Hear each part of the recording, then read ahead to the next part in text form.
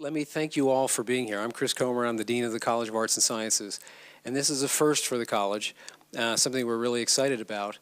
We wanted for a long time to have an event to bring all of the college together, people from the social sciences, natural sciences, humanities, and talk about big issues that would be fun to discuss.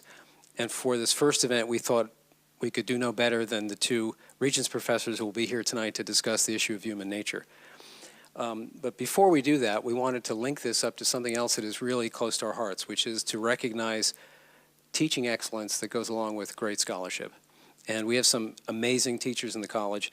And tonight we're going to tell you about two who will be recognized at commencement and one new award that will be given out tonight for the first time. And for that purpose, I'd like to introduce Jenny McNulty, who is the Associate Dean in the College of Arts and Sciences. Jenny?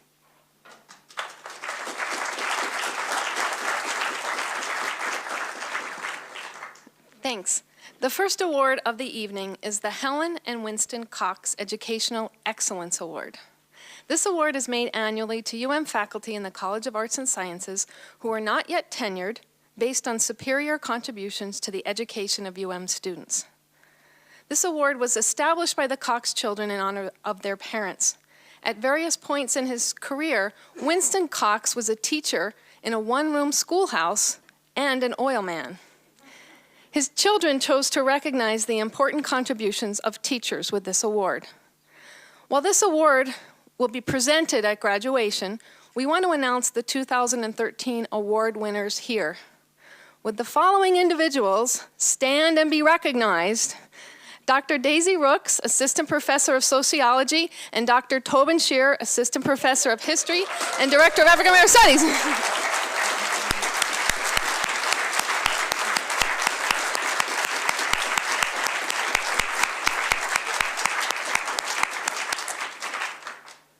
Congratulations.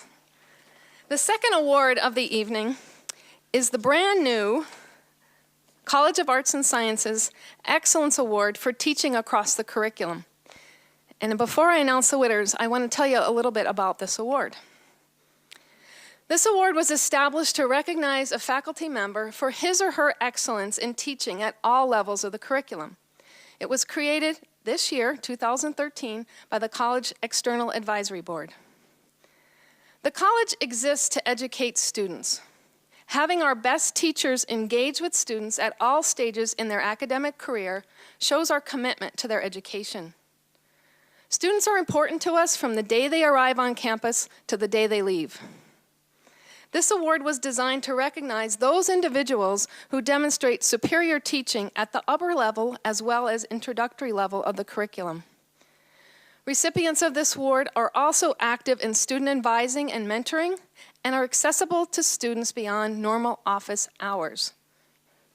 Since the first year at the university is a critical junction for students, it is vital to have our best faculty teaching these students in exciting and meaningful ways. Professors often focus their attention on specialized courses in their area of expertise and leave the teaching of freshmen to others. While it is of course important for us to teach our juniors, our seniors, and our graduate students, it is also important to teach our freshmen and sophomores.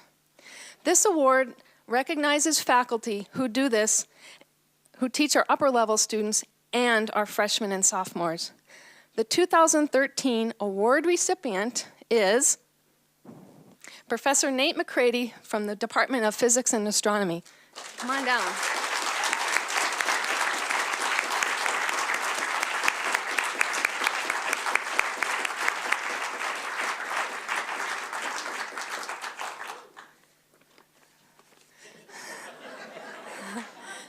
Lucky for me, Nate and I were supposed to be playing hockey tonight against each other. I wanted to tell you a little bit about Nate. Nate joined the faculty at the University of Montana in 2009. Since that time, he has become one of the best instructors at He teaches large enrollment gen ed courses as well as upper division astronomy and physics courses. His classroom is a dynamic learning environment, and his commitment to teaching excellence is evident to his colleagues and his students alike. Professor McCready's students, majors and non-majors, describe him as dedicated, exciting, challenging, legit, fun, involved, amazing, effective, and excellent. Not only is Nate a talented lecturer with seeming unbounded enthusiasm and energy, but he also challenges his students to push themselves to achieve their full potential. Nate's department chair remarks, "It is a rare gift for a teacher to be able to convince his students to work hard and enjoy doing so." Nate clearly has this gift. Often seen on late summer evenings at the Blue Mountain Observatory, Professor McCready shares his love of the stars with the Missoula community. It is no wonder a student comments, "He gave me my first taste of what it's truly like to be an astronomer and somehow made me enjoy spending 30 hours a week in the laboratory." Dr. McCready is also an accomplished scholar who manages to include undergraduates in his research projects.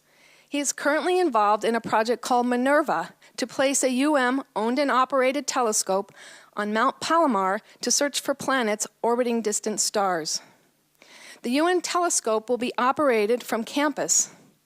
Nate plans to use this telescope to give our students the opportunity to plan and execute astronomical observations using state-of-the-art equipment.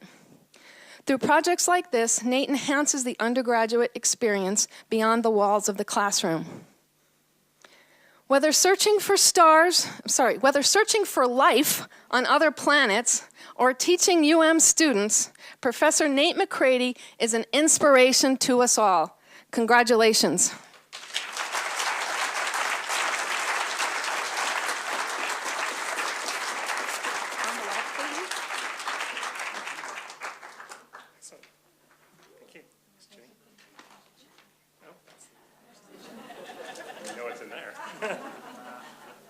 Thank you.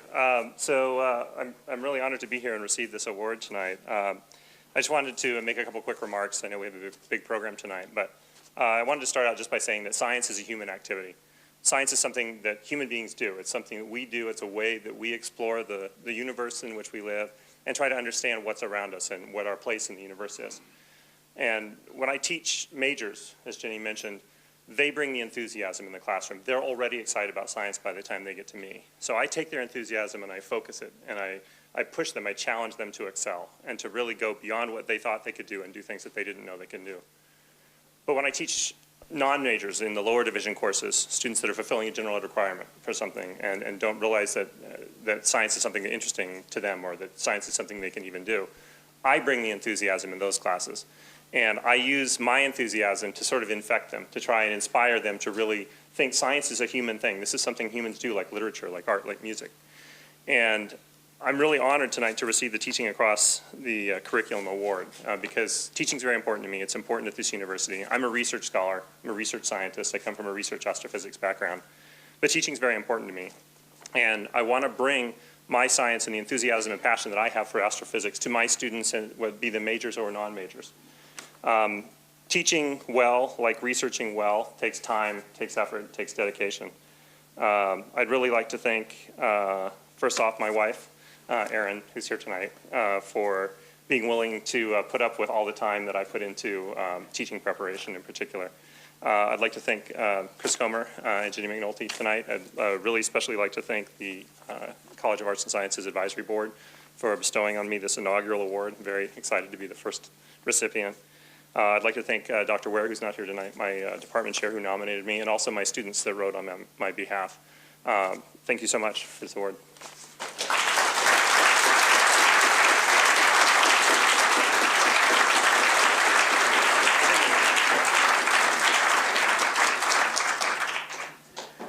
So you can see our faculty are not only great scholars and teachers, they're snappy dressers as well. Let me kick off the next phase of tonight's activities. First of all, I should tell you that those who are standing in the back, there really are seats down here if you want to come forward. Please, don't be shy. This was meant to be an informal evening, so please come forward. For the next phase of the program, I just want to let you know that this is not a lecture. This is going to be a dialogue. And this is the spirit we hope to establish with these programs going into the future. We want you to know that the academy is all about speaking together and sometimes differing, sometimes agreeing, but having those intense discussions. That's what the best of the academy is about. So we've invited two of the best of our academy here. For this very special evening, we're going to get an introduction by another faculty member that I think is very special. I just wanted to recognize while we're here that it's really great to see other deans here. It's great to see the Vice President for Research here and Creative Scholarship, and it's great to see the President here. So really, we appreciate you coming to the college to see an event like this. The two speakers tonight who are going to be in dialogue are two of our long-term, very esteemed faculty members. We thought there would be a perfect symmetry to have one of our newest and most dynamic faculty members introduce them. So I'd like to introduce Roz Lapierre, who is a new faculty member in environmental studies and studies traditional environmental knowledge, and she's going to introduce tonight's speakers. Rosalind?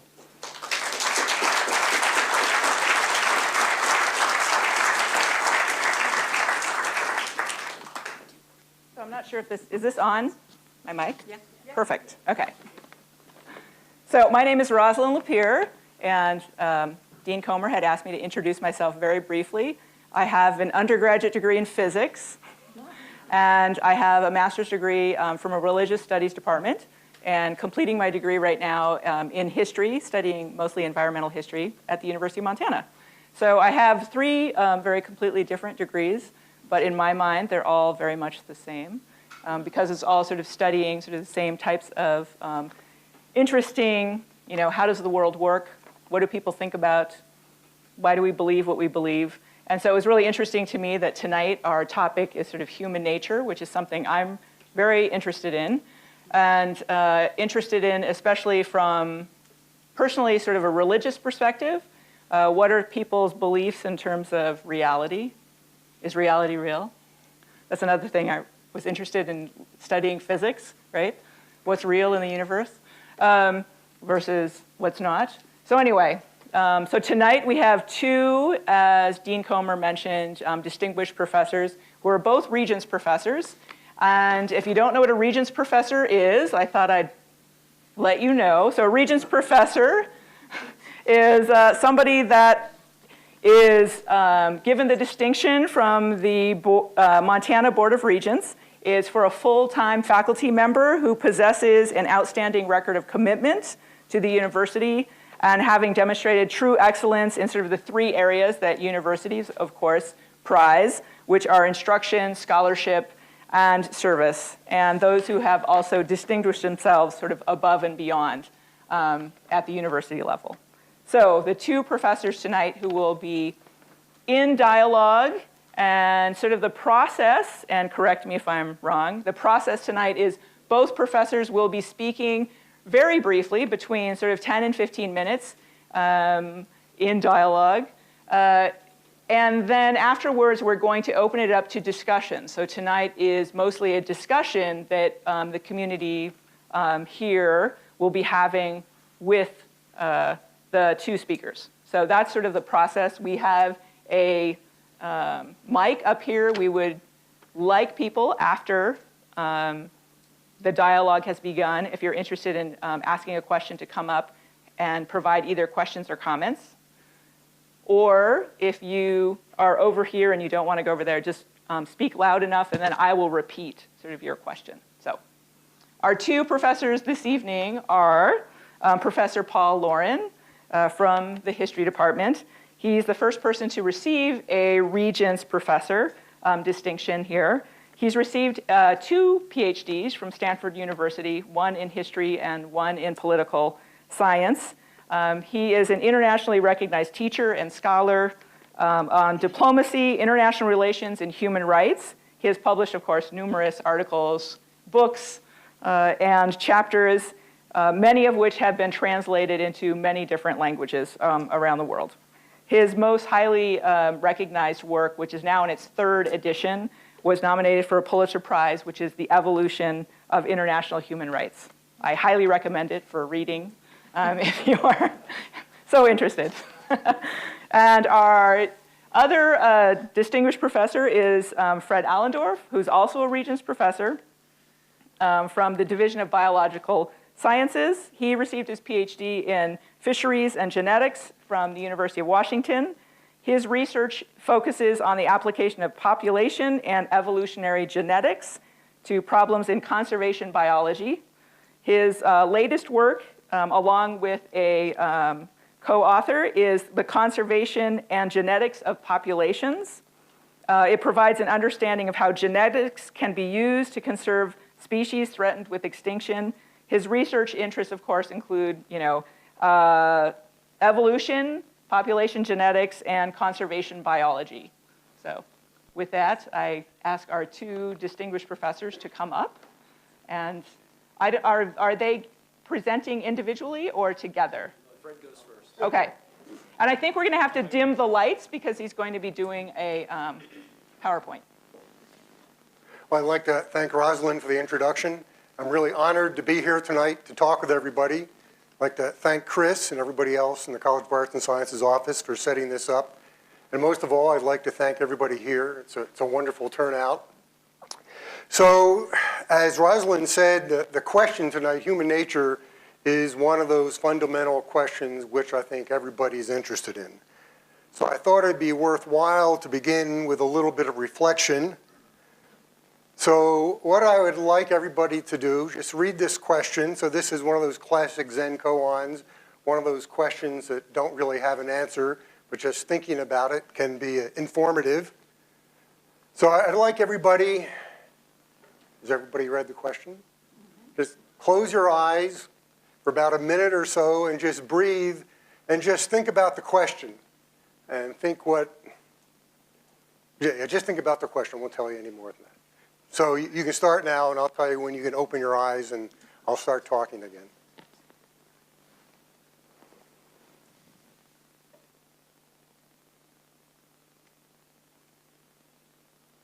Okay, you can open your eyes. So as an evolutionary biologist, evolutionary biology is fascinated by ancestors. And from an evolutionary perspective, this is what most of your ancestors looked like. I don't know if anybody in here envisioned those when they're thinking about the face of their ancestors. Especially like these little ancestors over here have a nice little face they found on the internet. So when Paul and I and Chris met to talk about this, we were trying to decide who was going to go first. And Paul said, I always have to go first because I'm the historian. So he didn't want to go first. But I think that was really appropriate because as an evolutionary biologist, I'm also a historian. So tonight I have the first 4 billion years to talk about, and Chris gets the last 2,000 or so. Or no, 5,000, 7,000 maybe. So as I said, evolution is also the study of history, but evolution is a study of deep history. So this is a phylogenetic tree that goes back to the beginning of life about 4 billion years ago. And I know everybody here has seen something like this. And so we're up here, up at this very, very tip, up here with animals and fungi and slime molds, up there in the really advanced creatures. And if we sort of fast forward and go back just a few million years ago, we have our closest relatives that are living today are the bonobos and the chimps. And we've shared, so we've only been isolated from them for 4 million years. So 4 million years minus 4 billion years. So we have a shared common ancestry with bonobos and chimps for 99.9% of evolutionary history. And I think we're not always aware of just how much our being is influenced by this. And so we think, so Rosalind asked the question about, is the world real? Well, I think the world's real. But our perception of the world, the way we see the world, the way we smell and hear the world, is all filtered by our senses. And so our senses are not just neutral windows that take information from the world, but rather they filter it in a way that over evolutionary history has improved our chances of surviving and reproducing. And this is one of my favorite evolutionary questions. So, why do human feces smell like shit? And it sounds like a silly question, everybody laughs, But think about it. So there's nothing intrinsic about the feces which smells bad. I mean, dogs love to eat human feces. So there's nothing intrinsic in human feces. So what is it about human feces that when we smell it, we are repulsed? And the reason is because throughout human history, young children or babies that thought that human feces smelled pretty good and played with it or put it in their mouth were much more likely to die and not leave ancestors. So that repulsion that we have when we smell feces is because of natural selection. So and all of our senses are that way. So our seeing and hearing, colors, everything is influenced by our senses, which interpret the world in a way which is going to increase our chances of surviving and reproducing. So the world is real, but our interpretation of the world is dependent upon this body that we live in right now, which has come about over 4 billion years of evolution. So human nature, from a genetics perspective. So people asked me at dinner tonight, what was I going to talk about? And I said it's pretty predictable as an evolutionary biologist. So human nature is some combination of genes and some combination of the environment, the way that we've been brought up, the world that we live in. So there's some complex interaction going on there that brings about human nature. And this is just one simple example. So looking at a behavior like depression, and this shows two different groups of people on the left and the right that have a different genotype at one single gene out of the 30 or 40,000 that we have inside of our body. And this is the major depression episodes that people have experienced and on the y-axis. So if we look at individuals on the left, which have a particular genotype, those individuals that have experienced more depression events, that they're with different genotypes, their probability of being depressed is much higher, the larger the number of major depression episodes that they've had, going up to 4+. Well, individuals on the right that differ at a single gene, they aren't influenced by that environment in the same way. So no matter how many episodes they've had, their probability of being depressed does not go up. So this is the way that the genes that we carry interact with the environment to bring about certain ways that we experience our life. And this is some behavioral studies looking at what proportion of our personality is influenced by genetics. So looking at traits like openness, agreeableness, conscientiousness, neuroticism, or extroversion. And these are 3 different studies all looking at these different traits. And they all come up with the same conclusion. About 40 to 50% of the variability in people for these traits is influenced by their genes. So genetics has a major effect on a lot of our different personality traits. However, speaking of the social sciences and biology, there's sometimes a misunderstanding by people of what this actually means. So just because something is largely under genetic influence does not mean that it can't be changed by changing the environment. So strong genetic influence does not mean that we can't change if we change the environment. And this is a nice example of that. So phenylketonuria, PKU, is caused by a single gene. If untreated, results in retardation and a number of other problems, seizures, other serious medical disorders. So it's caused by a single gene. So it's completely genetic. Whether or not you have PKU is determined by one single gene that you inherited from your mother and your father. However, even though it's genetic, it can be cured by modifying the environment. So now when babies are born in a hospital, we take a sample of blood. That sample of blood is then analyzed. You can tell an individual's genotype, whether they do have PKU or they don't. And then if they do have PKU, the environment is changed by such things as you can't drink Diet Pepsi because phenylalanine is what's used to sweeten Diet Pepsi, and phenylalanine, it's the excess of phenylalanine which causes all the problems associated with PKU.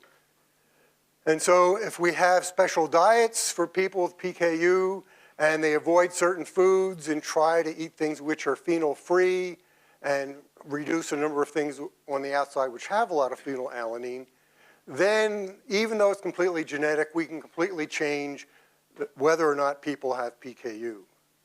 So just because something is genetic doesn't mean that it's somehow fixed and we can't modify people's, the way they look or their behavior. So just to finish up and thinking about the way our evolution may influence human nature, so Darwin's big contribution to evolution was the theory of natural selection, that looking around the room, we see a lot of genetic differences between people in this room. Some of those differences are going to influence whether we survive or whether we reproduce or not successfully. And if that variation has a genetic basis to it, then those genes which are associated with higher survival, greater reproductive success will increase in frequency. And that's just natural selection. And if we think about genes within individual populations, very often being more aggressive has an advantage, and people that are more aggressive can sometimes live longer or have greater reproductive success. So in that sense, genes can be selected for by natural selection to increase in frequency within populations. However, there's another level of selection going on, and this has been more controversial, but if we not only have individuals in a human organization, but we also have groups. Historically, they've been tribes or villages, and these same principles can take place at this level as well at the individual level. So tribes, there's variability in tribes and their behavior and other aspects. Some tribes are more successful at others, some persist longer, some are more successful at spreading.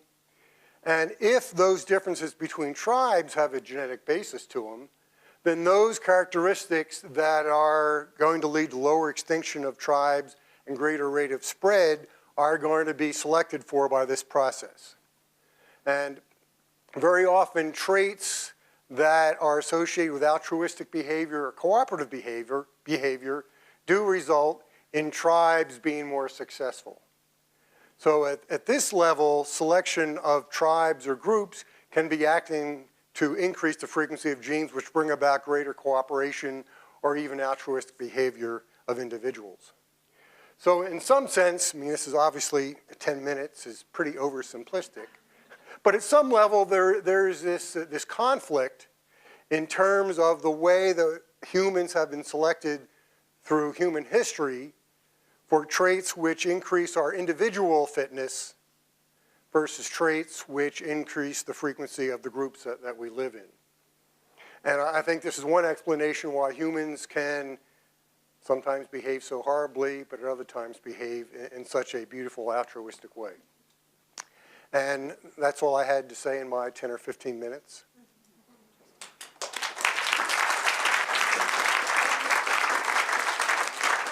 Just close it. Okay.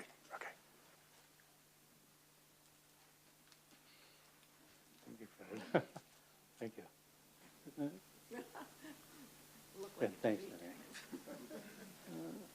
I want to, like Fred, thank Chris and others responsible for this. I want to thank all of you for coming and hope that we can say something that's truly of some interest to you and can get you to think about this question of human nature. I feel more comfortable with a piece of chalk in my hand than I do a PowerPoint. So you'll have to let my words be images for you rather than physical images. I drive a car about every day or ride the bus every day, but that does not mean I understand why they work. I use a computer every day, and I can assure you, as Abby from GrisTech will also assure you, right, that doesn't mean I understand why that computer works the way that it does. I spend every day studying human beings and human nature. And that does not mean I understand all the reasons why we behave the way we do. I do understand two things, and I think I can speak for most people in the humanities who are in this room this evening, and those two things are as follows. One, that human beings are very complex, are capable of many different kinds of actions.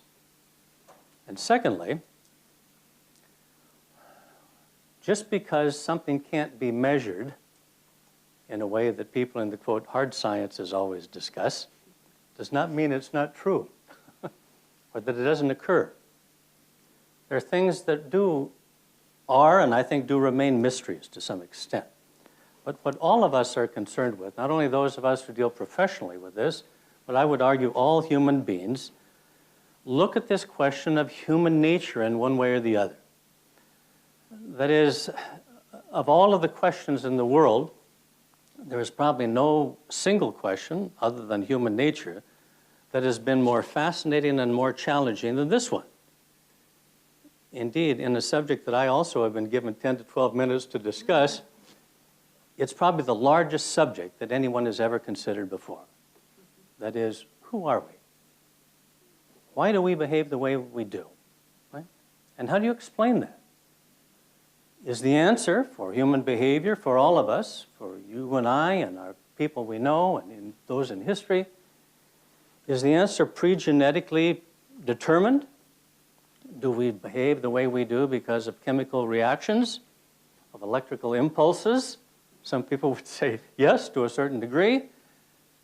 Do we behave the way we do because of social constructs? That is, society and then our environment mold us in a particular way. Or, and a question that I find particularly fascinating, do we have any free will in this? Are we free to make choices about what we will do and what we will not do? It's this question of human nature that fascinates, I think, all of us. Professionally, I deal with this issue every day. My field is human rights. And fundamentally, that's a question of how we behave with reference, not to ourselves, but how do we behave with reference to other people? How do we treat them? And in this, I need to tell you that when you work in the area of human rights, the fundamental question you examine is human nature, but you examine it at the extremes. And I never understood this when I first began. And I'd like to explain what I mean by that. For anyone in the area of human rights, you study those people with extraordinary courage, those people with a sense of justice, those people with a sense of responsibility to the well-being of other people. And you see time and time and time again, both in history as well as in our contemporary world, people who willingly, unselfishly, give of themselves, sometimes including their lives, to help other people. These are the people who have campaigned against slavery. These are the people who have campaigned for equal rights for women. These are people who have given their lives for racial equality. These are people who have campaigned for the rights of children, the rights of refugees in Syria, among other refugees. These are the people who have sacrificed terribly so that others would not be tortured. People who protest wars of aggression. People who confront vested interests in the power of their own government, who say, I'm not going to be silent and let my government do whatever it chooses to do in the name of national sovereignty. Right? There ought to be limits. Right? So when you look at this long record of compassion, a sense for justice, a sense of responsibility, it seems to me reasonable to ask, what is it about human nature that makes people behave this way when they don't have to? This has been an age-old question, and I'd like to give several examples from different kind of cultures. Centuries ago, Mencius in China was asked this question. How do you explain why people behave this way toward other people? And he said, the answer is in human nature. And the answer is simple. The answer is, and I've let him speak for himself, human beings have a nature that cannot bear to see the sufferings of others. And then he explains this as follows. This is one of his most famous passages. Now, if anyone were to suddenly see a child fall into a well, his mind would immediately be filled with alarm, distress, pity, and immediately compassion. That he would react accordingly is not because he would use this opportunity to somehow think to himself and try to ingratiate himself with the child's parents, or because he would think to seek commendation from his neighbors and friends, or because he would just not like the adverse publicity. Okay? And then he goes on to explain the dimension of human nature. One who lacks a mind that feels pity and compassion would not be a human being. One who lacks a mind that feels shame and aversion would not be a human being. One who lacks a mind that feels modesty and compliance would not be a human being. And one who lacks a mind that knows shame and dislike would not be a human being. That's one extreme, but it's not the whole story. The other side of the story is that if you work in the area of human rights, you see people who willingly, maliciously harm and abuse other people. These are the people who initiate the abuse that cause human rights activists to react in the first place. These are the people, to be clear about this, who enslave others. These are the people who discriminate against others based upon their age, their race, their sex, their orientation, right? Their class, their nation, their language, among many other things. These are the people who willingly launch wars of aggression. These are people who, quite frankly, willingly engage in torture.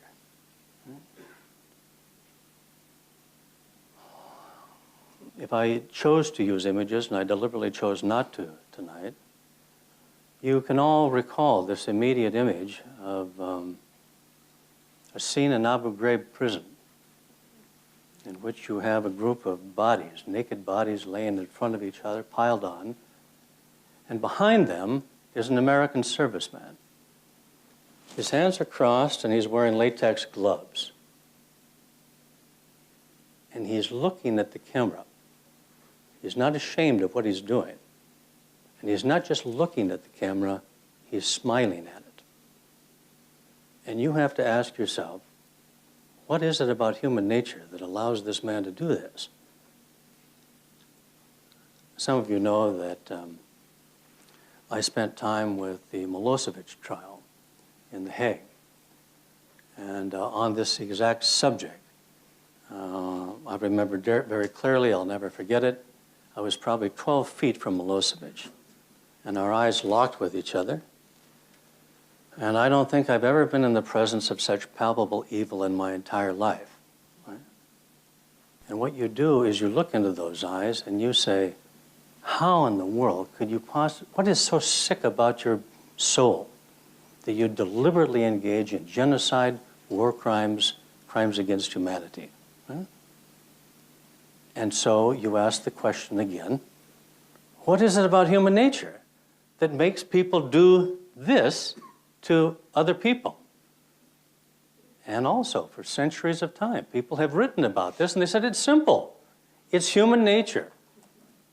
Thucydides said, look, human nature is not compassion.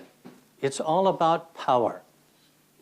His famous, as he recounts the Athenians talking to the Melians, the strong do what they can, the weak do what they must. Thomas Hobbes in the Leviathan talks about greed and lust, power after power. He says, if you want to understand human nature, that's what it's about. And if you want to understand human nature, you have to understand that it's war against one man against every other man. Right? After a very distinguished career the American sociologist William Graham Sumner was asked exactly the question we're posing tonight. And that is, Professor Sumner, after all of these years of studying human behavior, what conclusion have you reached about human nature? And this is what he said. I've reached this conclusion. All history is only one long story to this effect. Men have struggled for power over their fellow men in order that they might win the joys of earth at the expense of others, and might shift the burdens of life from their own shoulders upon those of others. Rotten, stinking, greedy human nature. So what are we to make of this? Two very different positions on these extremes that confront anyone involved with human rights. What's striking to me is that it shows the range of human behavior.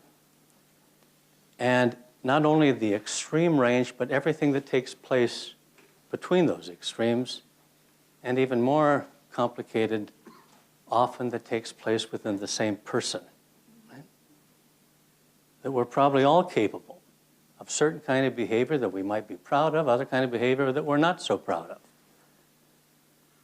So how to find an answer? Part of the answer, sometimes, might be to approach the hard sciences and say we want to do detailed, measurable research that we can clearly probe this question about what is it that makes people behave the way they do. How do you explain human nature? That's one possibility.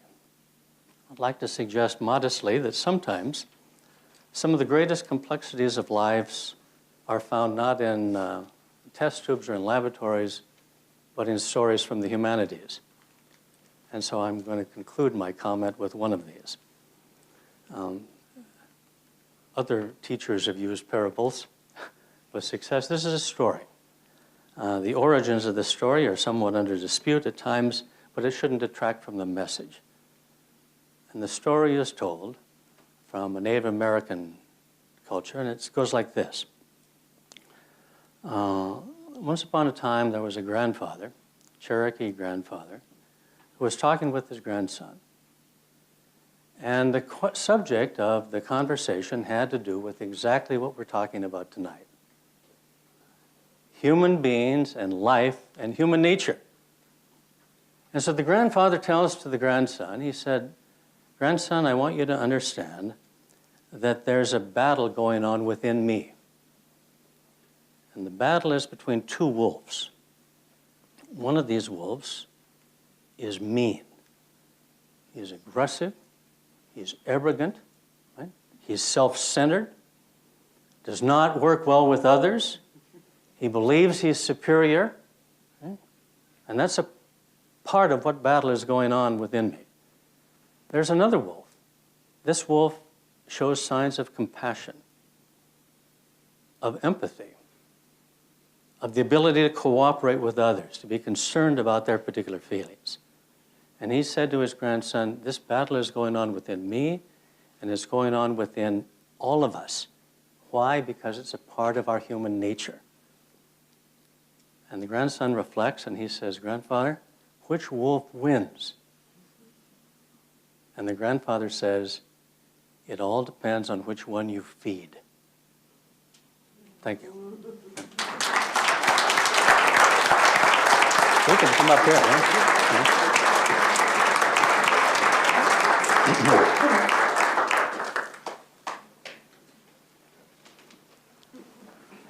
Not sure if I'm on again. Yeah. You are. Okay. So, questions, comments from the... No, come on. Well, I have a comment for Paul. Okay. I like your wolf story because it fits in exactly to my final comment, that it depends whether you're talking about the wolf acting within the pack or between different packs. Actually, in preparing this, I was struck, quite frankly, at the similarity on these two particular themes. I mean, your images about both cooperative behavior as well as the individual lording over the other one with aggressive tendencies. It's a very consistent pattern, right? And what's interesting is we come at it from very different starting points. And I think that that should be instructive. Hmm? Is gender difference relevant to this question of the difference between the selfish individual and the cooperative group? I might have to repeat that only because we're recording. So the question is gender difference relevant? I'm sorry. To the difference between the selfish individual and the cooperative group, the dynamic of the two roles. Right, between the individual versus the group. Well, the simple answer is yes.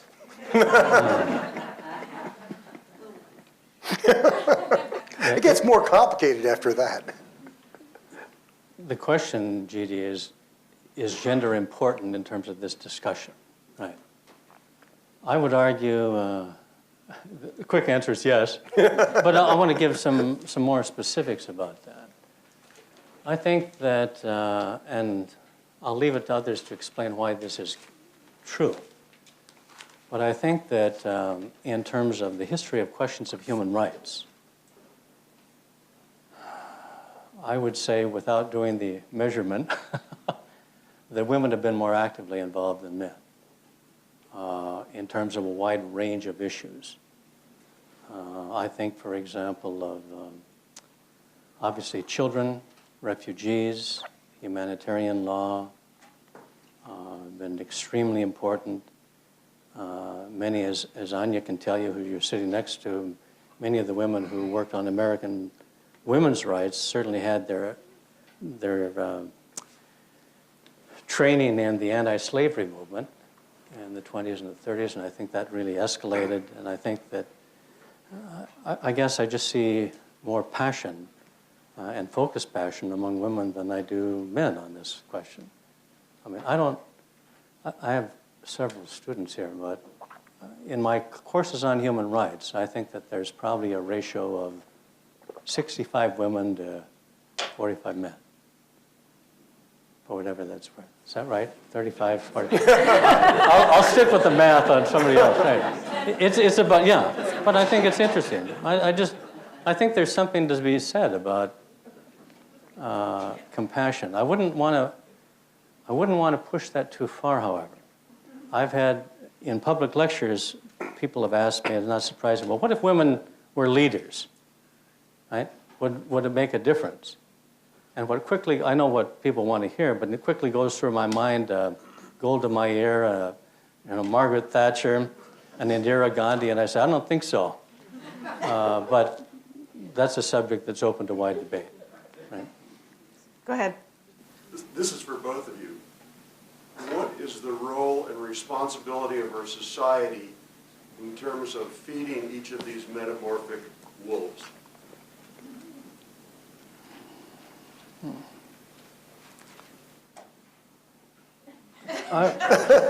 We're trying to be nice to each other, not jump in.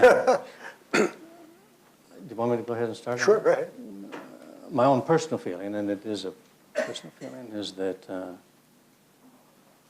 our role as society is to care for those who need attention and to prevent abuse from happening. I mean, human rights fundamentally is protecting the rights of everyone. And that means preventing abuse by arbitrary power. Historically, the greatest abuser of rights have been governments, both in the historical term and in the present term, because of the power that's there to wield. That's a larger societal question.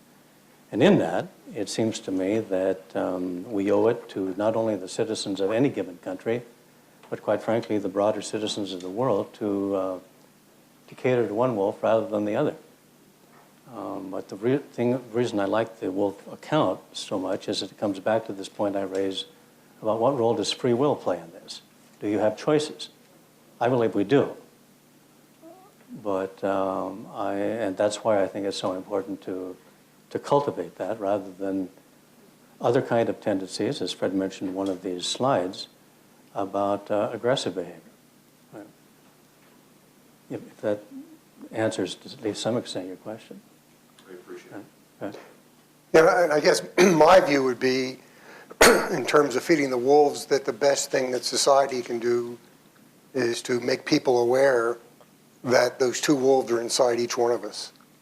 And just be aware of the behavior, be aware of the choices that we have.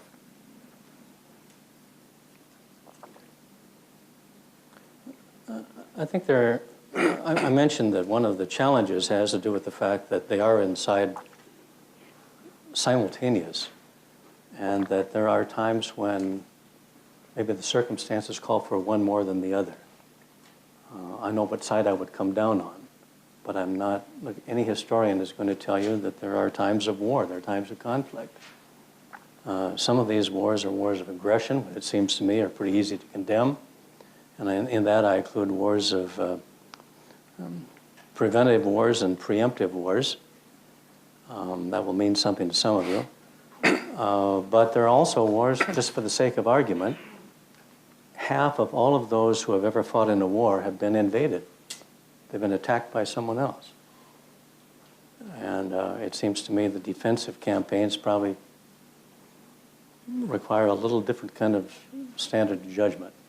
If you're a pacifist, a complete pacifist, you don't have a problem with any of this. You have an answer. But I think that the complexity of the human condition probably calls for different circumstances.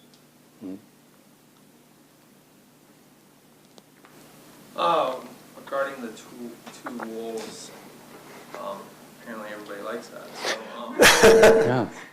So let's say genetically, for myself, let's say I'm more prone to be more evil or whatever. So already the bad wolf is bigger. So this war inside of me, you mentioned free will, but how much free will really would I have if I'm kind of already born screwed? That's the question. No, I mean, people are smiling. That's the question. How much free will do we have? I don't know the answer to that. But maybe Fred does. Well, sorry, I have a cold. I mean, we have genetic tendencies to behave different ways, and I think that's true. And again, I would say part of the way to deal with this is just that recognition.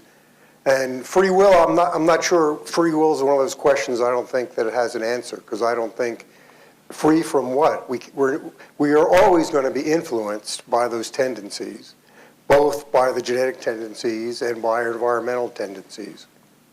So we have a choice, but how free that choice is, I think, is, I'm not even sure what question would actually mean. And again, I would say the main thing is just to be aware of that there is that tendency in an individual to act one way or the other. I think that's the best that we could hope for. And trust human nature as much as possible. I would just come back to that point. I'm going to come down stronger on the side of free will than choice. But How can you measure free will, though? pardon me? So it's like you're saying, I feel like you're saying you can measure free will in a way, because if this wolf is bigger, so to speak, the bad wolf, then you're kind of measuring. So. Well, I guess I want to come down on the side of free will, but I really do, because I think that we have choices that we can make. I mean, you can, even in terms of questions of anger, right? You have choices about the way that you're going to express that anger. Right? I mean, you can go put your fist through that wall, go punch a bag, go out and have a beer and punch somebody out, cause a fight, right? Or you can say, I'm going to try to control this in some meaningful way. You could take your feelings out vicariously by watching a physically intense athletic event, right?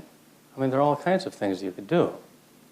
But I can tell you that if I didn't believe in the power of free will, I just don't know what the range is what I'm saying. But I think it's very important. And if I didn't feel that way, I wouldn't spend my life teaching students. I'd like to think that we have some control.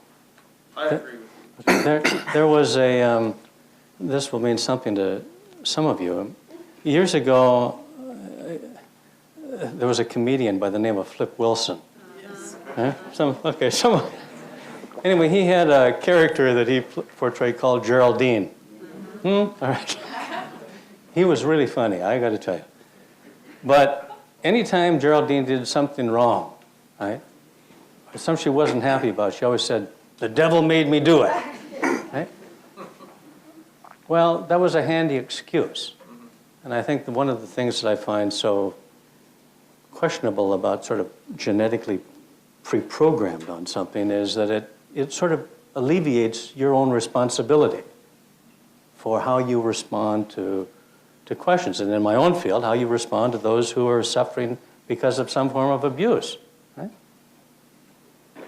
But just to follow up from the other side of the table, so I think the word genetically pre-programmed is inappropriate. It's not that we're programmed to behave in certain ways, but I know you may not like to measure things. But when we do measure personality and the choices that people make, the studies separating identical twins at birth, the studies show us that about half of our choices are largely influenced by our genetics. And half of our choices are not genetic. They're environmental or they're free will. So I think the important thing is recognizing that it's not one or the other, it's some combination of the two. That makes sense to me. Do you think that some of the sports that are played around the world feed into the aggressive wolf? And not just the people that are playing the sport, but the fans? For instance, at soccer games, I'd like to know whether sports are a problem. Well, I can provide at least an initial comment. I've always liked playing sports, and I don't, in one way or the other, I like to consider myself a sports fan up to a certain point. I think there are limits. I don't have season tickets, but I go to a couple of Grizz football games every year. And I think there are people who behave themselves, and I think there are people who go off the deep end. And this is a personal opinion, not a professional opinion. And I think that you can see people get really worked up about things. I spent, football is, I think, more or less controlled, and there are people who still yell at the refs. But I've seen games overseas that make American football look pretty simple and pretty benign, actually. There's an annual contest between New Zealand and Australia. Some of you are going to know this, for rugby. And it's called State of Origin. The contest is called the State of Origin, and already I'm getting nervous about this. And if there are any rules in that game, I don't know what they are. And it's pretty scary. Right? I mean, there's some things you just say, I'm not going to watch this. Right? I mean, there are sports that are televised now on television that I won't watch, and I won't name them, but I don't know why anyone would be interested in watching someone get absolutely pulverized. I mean, it doesn't do anything for me. In fact, it's just repulsive to my mind. Right?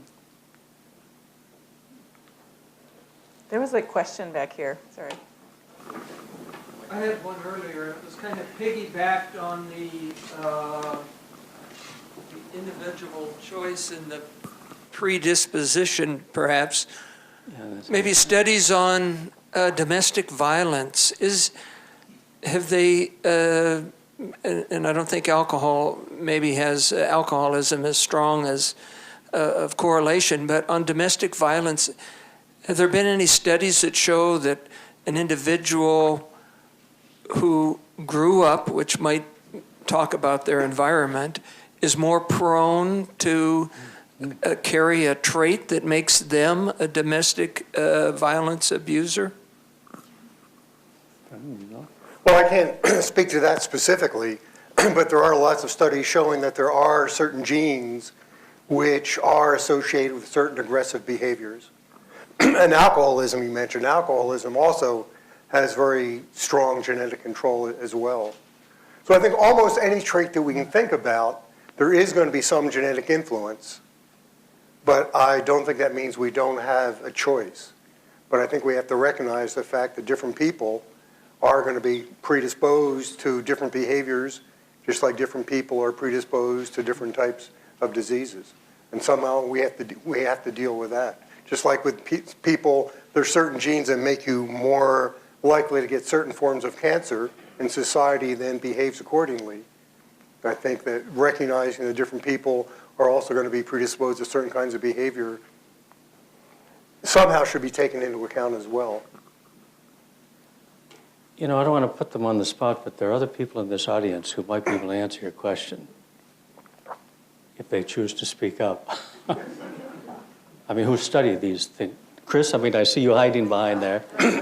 Can you answer that question at all? So there is a correlation with alcoholism and alcohol abuse. But if you take out the influence of alcohol, there's something that psychologists call intergenerational transmission, and that is based on genetics. But we can't separate it out, as discussed, from observation. We know that people that grow up in violent families are at greater risk of being violent in relationships. But it also is the case that people can grow up in a violent family and not be violent in relationships, okay? So it's an increased risk, but it's not a prediction that an individual will be violent. And there are people who are violent in relationships who did not grow up in violent households. So it's complex. Thanks, Chris. I knew you could answer. What's the role of resources in determining which behavior comes out? You know, historically you can look at patterns of behavior where groups of people are living harmoniously until resources, food, water, energy, become limited, and then they factionalize and the other behavior manifests itself. So how fundamental are resources to this discussion? You want to start? Well, the answer is always the same. It's complicated. But the story that I can think of is when Pacific Islanders got to New Zealand. So resources were limited on the main island in New Zealand. And the way that the different tribes dealt with that shortage of resources was by being very aggressive. So the different Maori tribes were very aggressive towards one another. But then there was Chatham Island, which some Pacific Islanders went to, and there the resources were unbelievably short. And there was a chief who recognized that if we keep fighting over these limited resources, we're not going to be able to survive. So they became pacifists. And so Jared Diamond talks about this dichotomy in the book, that the response to completely limited resource and smaller area was to become completely altruistic and social, where in the place where there were more resources, that the response was to become more aggressive in intertribal conflict. I think that historically, the question of resources has to do with two things. One are domestic issues, and secondly is external. Domestically, I think one of the major divisions has always been one of class. Americans don't like to talk about class in general, and at times of political elections you hear a lot of discussion about class, and someone is accused of class warfare if you even raise it. But historically, class has been an important function of discrimination, and invariably that has to do with questions of resources. How are those resources allocated? In the area of human rights, these are known as economic and social rights as compared to political and civil rights, and I could talk about that, but there's a category of rights that are specifically designed to deal with resources. I think externally, it often is a cause of war, wars of aggression to gain resources, of one kind or another. Wars are caused for many reasons, and resource is only one of those. Right? I thought there was just a powerful scene in Avatar that, speaking of human nature, these humans descend on this island and they engage in brutal activity for a reason. They want something. And the manager of this company gathers all the management team around him and he says, "You see this? This is why we're here. We're not leaving until we get it. And we'll decimate the entire population if this is what it takes to get this." And I think that there certainly are cases in history where that is exactly accurate. It's an accurate representation of whether it's gold, whether it's slaves, whether it's rubber, ivory, oil, right, in which resources play a very important role. Could I ask one question? Yeah. So from everything I've You're heard... the dean, Chris. You get Well, to... You have a microphone too. On a night like tonight, that doesn't matter. It's pretty clear that, Chris Fiore just cited environmental factors that are important but do not determine. And Fred cited genetic situations that are important but do not determine. So it's very clear that whether you're talking about genes or environment, nothing's truly determinative. They're factors. And so that suggests to me as an educator that education is the most important thing we have to think about how to shift the balance from one wolf to the next. So I wonder if you could just comment on that a bit. And I don't mean that in the most abstract sense. I mean it in the sense of how we bring it into our curriculum, maybe. How we can emphasize it in a way that's a value in our education that's actually meaningful. Do you want to start or you want me to? Well, you'll give a much better answer, but I guess my first answer would be combining courses like this. So that rather having me teach a course in evolution and Paul teach a course in human rights, I think it's activities like this, which I think are most likely to be helpful from an educational perspective. I want to take your question and broaden it a little bit, Chris, then I'll come back to specifically what you're asking about university education. Over the last few years, I've had the wonderful blessing of becoming a grandparent. And that's related to your question, actually. Education. When you're parents, you're so involved with the day-to-day activities of your kids, you don't see the big picture. When you're a grandparent, you see them and you give them back at the end of the day, and you can sit back and you can watch some of the process of language acquisition and other things, including the acquisition of certain kind of values. And to see your grandkids on a playground or in some setting to say, that's not right. And you want, geez, where did they get that? Or, I don't know. I know what everybody else is doing, but I don't think I should be doing that. That education starts at a very early stage. And with child development and so on, and it's a delight to be able to watch that transpire. But to bring that up to the university level, those of us who have the privilege of teaching subjects that we really enjoy and seeing those with teaching awards that have just been received and have a passion for that, get to deal with this on a daily basis in terms of what it is that we teach our students. Some of the things we teach our students are facts.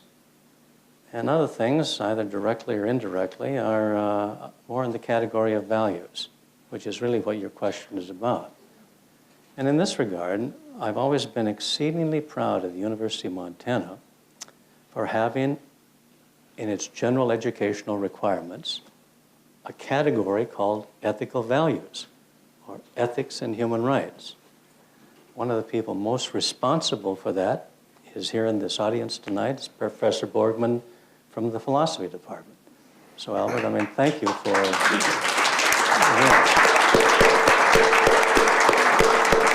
And for those of us who are privileged to teach courses in Gen Ed on that subject, and many people in this audience, in fact, teach in that category, it just seems to me something really special, something I'm really proud of the University of Montana for doing. And I'm proud to be a member of the faculty of a campus that values values. And I think it's something we can all be proud of.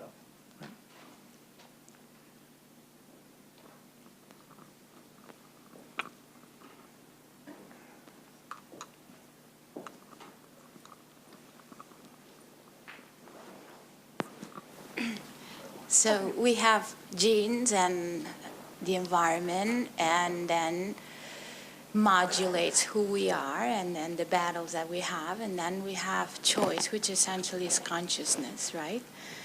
And how does law incorporate that? The question is, how does law operate? How is human nature incorporated into law? When do we say that somebody needs to be punished because it's been very bad, or needs, yeah? I think that question is for me. That's for you. I'm only smiling because yesterday afternoon, actually, I gave an hour-and-a-half lecture at the law school on exactly that subject. And we don't have an hour and a half. I'm going to repeat it. It's a huge, I'm only smiling because it's a huge topic. The question is extremely important. And I think that any society, the question was asked about law, about society and society's responsibilities, fundamentally at its best. Now that's an important qualifier, because sometimes laws are just and sometimes laws are not just. Right? So I acknowledge that. Fundamentally, laws and their importance for human rights is the fact that you want to provide a check on the arbitrary abuse of power, right? When all is said and done. And the way that most societies do that is to provide some kind of law that establishes that. And this is not a modern concept.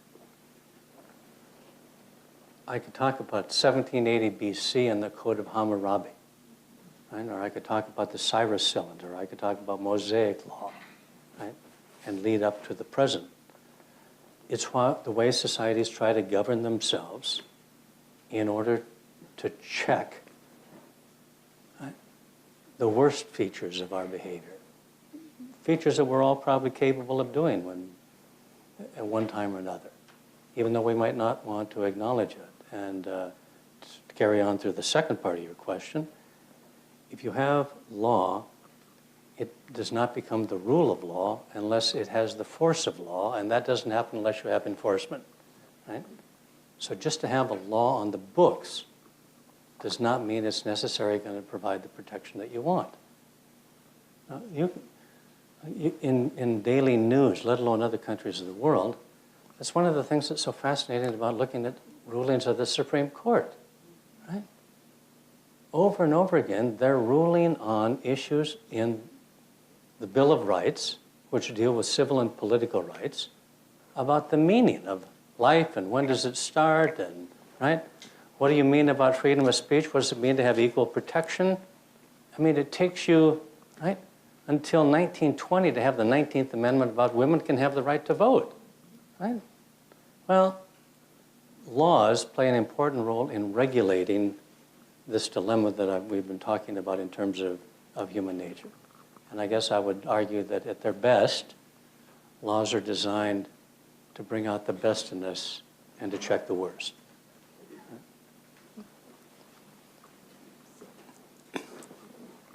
Maybe we could have one more question, and then we have food outside waiting for everybody. I just had a question. You were kind of saying earlier something about religion and stuff, and it kind of just hit me with some of the stuff you guys are talking about.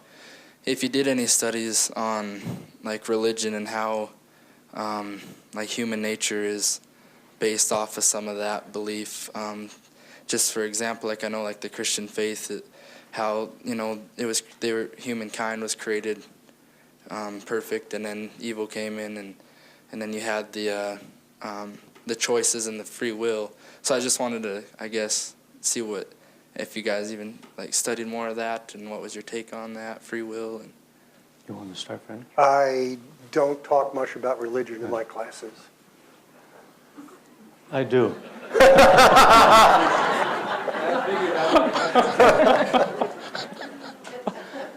And I'm smiling because I want to answer the question, and everybody else wants to go out and have something to eat.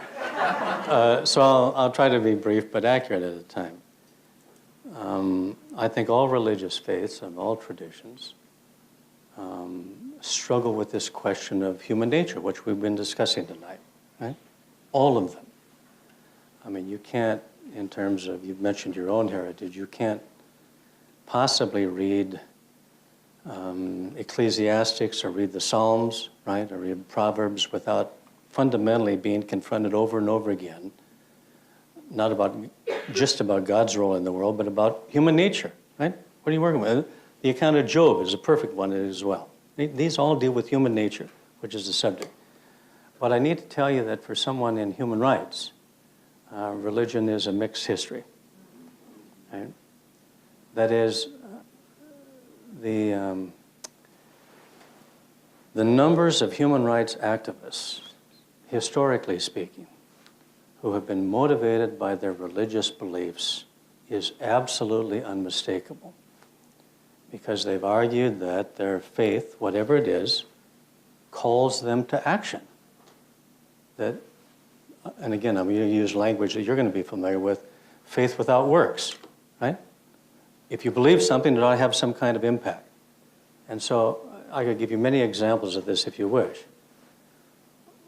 On the same token, not all religious faiths speak consistently, in my judgment. And many, many times religious traditions are hijacked for political agendas of one kind or another. I'm guessing as we watch this unfolding of what happened in Boston, this might be one of those, according to preliminary reports, in which you say this has nothing to do with religious faith, right? And so when you look at this question of the impact of religion on human rights, what I'm telling you is that you need to be very discerning and very discriminating against any kind of notions that lump all of these things together, right?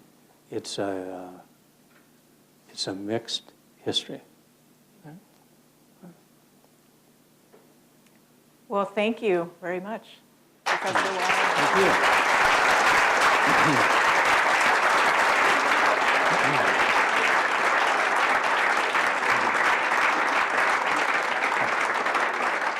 Good job, folks.